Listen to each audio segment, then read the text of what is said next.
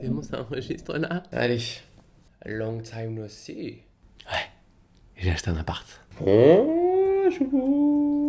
Et non, ce n'est pas une blague, j'ai acheté mon premier appartement. Alors ouais, ça fait beaucoup trop flex de dire ça comme ça. Je pense qu'il n'y a pas vraiment de manière humble, enfin qui a l'air humble de dire j'ai acheté un appartement. Mais il n'empêche que c'est le cas. Et j'en suis très fier. Donc laissez-moi flex quelques instants. Et ensuite je vous explique. Parce que putain d'aventure d'acheter un appart. Je pense que pour vous raconter correctement cette petite histoire, il va falloir que je remonte à quelques années en arrière. Depuis que j'ai commencé à travailler, c'est-à-dire depuis mes 17 ans, en alternance, j'ai voulu acheter. Avoir quelque chose qui soit à moi, qui soit un bon investissement pour l'avenir et qui puisse surtout m'offrir de l'indépendance. Mais quand tu as 17 ans et que tu gagnes 700 € par mois, on te dit, monsieur, va falloir attendre le CDI. Bah, j'ai attendu le CDI. Donc j'ai attendu. Attendu. J'ai attendu 7 ans. Pendant ces 7 ans, j'ai mis de l'argent de côté parce que je savais que sans apport, ça allait être beaucoup plus compliqué d'emprunter. Donc on fait un bond de 7 ans dans le futur et bim, je peux acheter. Mais j'achète quoi? Et c'est là que les choses commencent à se compliquer. J'avais le choix entre deux options. Soit j'achetais un appartement pour moi, donc ma résidence principale, soit en région parisienne, soit ailleurs en France si je voulais déménager, soit j'achetais un appartement pour un investissement locatif, soit en région parisienne, soit ailleurs en France. Et c'est ce que j'ai choisi. Pourquoi? Parce que si j'achetais pour moi et que j'achetais un appartement du coup en région parisienne, vu les prix, ma capacité d'emprunt elle aurait été remplie. Et une fois que ta capacité d'emprunt est remplie, bah t'as pas 36 solutions pour acheter un autre bien par la suite. Soit t'as fini de rembourser ton premier prêt, soit tu gagnes beaucoup plus d'argent. Et vu que je ne pense pas gagner l'euro million demain, même si il faut le mettre dans l'univers, hein, je ne me voyais pas du coup acheter un appartement en région parisienne pour moi et donc me bouffer toute ma capacité d'emprunt. Après, j'aurais pu prendre un appartement dans une autre ville de France et avoir quelque chose de moins cher, mais du coup, ça veut dire déménager, changer de vie. C'est carrément un autre plan et j'étais pas encore prêt à le faire. J'ai pris l'investissement locatif. Si j'achetais l'appartement en région parisienne, j'étais quasi sûr de pouvoir le louer. Mais les prix sont beaucoup plus élevés. Et je voulais pas non plus exploser mon budget pour cet appartement. Donc il fallait que je trouve une ville qui soit pas en région parisienne, qui soit abordable. Et hors de la région parisienne, des villes abordables, bah, il y en a des tonnes. Sauf que si hors de la région parisienne, les prix sont moins un problème, bah, il y a le problème de l'attractivité. Il faut quand même que je choisisse une ville qui soit attractive, soit pour les étudiants, soit pour d'autres types de locataires, mais en tout cas qu'il y ait un minimum de monde pour que je puisse louer cet appartement et que je ne me retrouve pas à payer un crédit pour un appartement qui est vide. Maintenant qu'on a trouvé le lieu, il faut trouver l'appartement. Et là commence une recherche, mais t'as peur. Une recherche, t'as peur.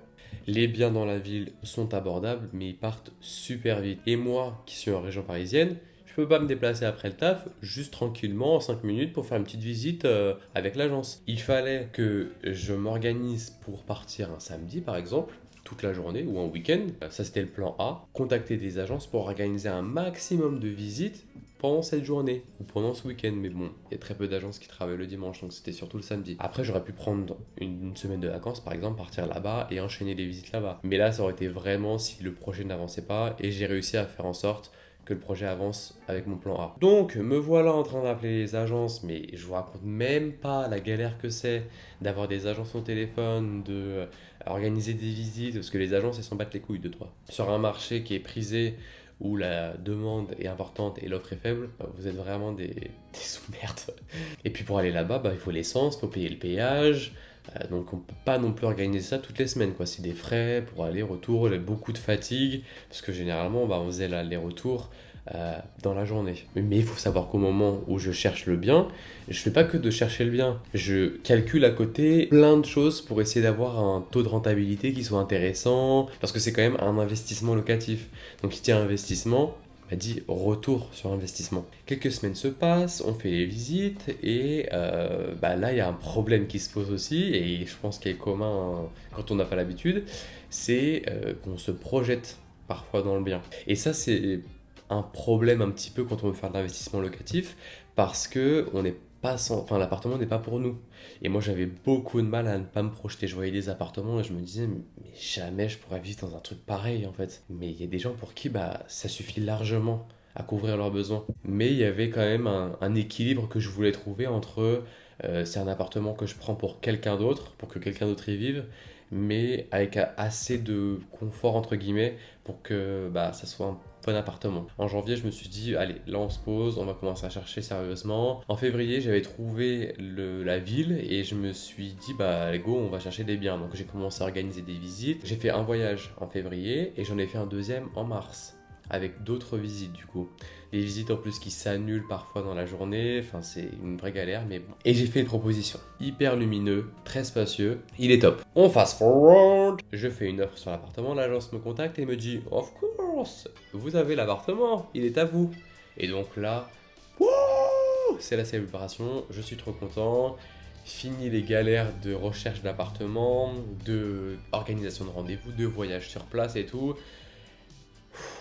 J'ai un énorme soulagement. Évidemment, avant de faire une offre sur le bien, on vous envoie des tonnes de papiers, le compromis de vente avec des annexes, avec des tonnes et des tonnes de diagnostics sur tout un tas de choses hyper importantes qu'il faut lire. Bon, certains lisent, certains ne lisent pas. Moi, pour le coup, je m'y connaissais pas, donc j'ai tout lu. Moi, j'ai posé plein de questions dans mon entourage et tout pour savoir ce que ça voulait dire, regarder sur internet et tout, parce que je voulais savoir vraiment dans quoi je m'engageais. On passe à la dernière grosse étape, si je puis dire, du projet, c'est trouver la banque qui va pouvoir me suivre pour ce prêt. Et au début, c'est un peu effrayant parce que je connaissais que dalle, mais vraiment que dalle à tout ça, aux négociations, savoir sur quel point est-ce que je pouvais négocier. Et donc évidemment, le premier rendez-vous, t'es un peu...